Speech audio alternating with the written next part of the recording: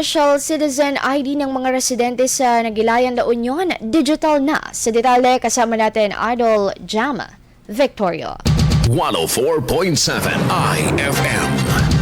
Report! Magkakaroon na ng visa card ang bawat residente sa Naguilian, La Union matapos ang kasunduan ng lokal na pamahalaan sa isang mobile wallet and payment system provider. Ang naturang visa card ay magsisilbing official citizen identification card ng mga residente, tampok ang branding ng bayan. Bukod dito, maaari ring i-ugnay ng isang residente ang kanyang mobile wallet para sa cashless transactions sa mga establisyimento at pampublikong transportasyon. Maaring makatanggap ng benepisyo mula sa anumang pampublikong opisina ng gobyerno ang may-ari ng card sa edukasyon, kalusugan at iba pa. Nakatakda bang ayusin ang magiging kabuuang proseso ng pagpaparehistro at distribusyon ng Visa Digital Card sa bayan. Kasama mo mula dito sa IFM de Gopan. Ito si Idol Jam Victoria. Tatak IFM. IFM News. IFM News. IFM.